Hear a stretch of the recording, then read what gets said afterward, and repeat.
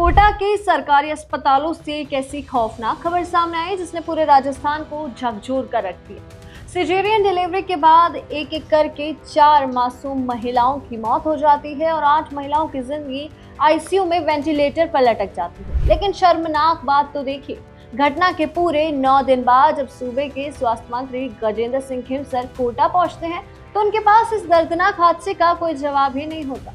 पीड़ितों को इंसाफ देने के बजाय मंत्री जी इसे एक पहेली बताकर अपना पल्ला झाड़ लेते हैं। जी हाँ, पूरे 170 मिनट यानी करीब 2.5 घंटे मंत्री जी कोटा में रुके, अधिकारियों के साथ बैठक की, अस्पतालों का दौरा किया, लेकिन जब मीडिया के सामने आए तो उनकी गैर जिम्मेदाराना तेवर देखकर हर कोई दंग ही रह गया। स्वास्थ्य मंत्री का कहना है कि शायद ब्लड स्ट्रीम में कुछ गया, हमारे पास अभी इसका कोई जवाब नहीं है। अब हैरानी की बात तो ये है कि जहां पीड़ित परिवार न्याय के लिए रो रहा है, वहां मंत्री खिमसर मीडिया के सामने बैठकर सरकारी अस्पतालों की झूठी तारीफों के पुल ही बांध रहे थे। उन्होंने निजी अस्पतालों को तो जमकर कोसा कि कहा कि प्राइवेट वाले सिर्फ मुनाफे के लिए नॉर्मल डिलीवरी को भी सिजेरियन बना देते हैं। लेकिन सवाल तो आपके सरकारी सिस्टम पर उठा था ना। जब पत्रकारों ने अस्पताल की बदहाली पर सवाल उठाया तो उल्टा मीडिया पर ही भड़क गए और तंज कसते हुए बोले कि क्या आप खराब अस्पताल में कभी जाएंगे? यहाँ ओपीडी इतनी ऊंची है, आप खुद बताइए कि लोग पागल थोड़ी हैं जो हमारे सरकारी अस्पतालों में आते हैं। अब ये बयान साफ दिखाता है कि वे संवेदनशीलता पूरी तरह से खो चुकी। स्वास्थ्य मंत्री भले ही इस डॉक्टर को बचाने के लिए ब्लड पॉइजनिंग का नाम दे रहे हो, लेकिन सच ये है कि सिस्टम की लापरवाही ने 4 घरों के चिराग बुझा दिए हैं।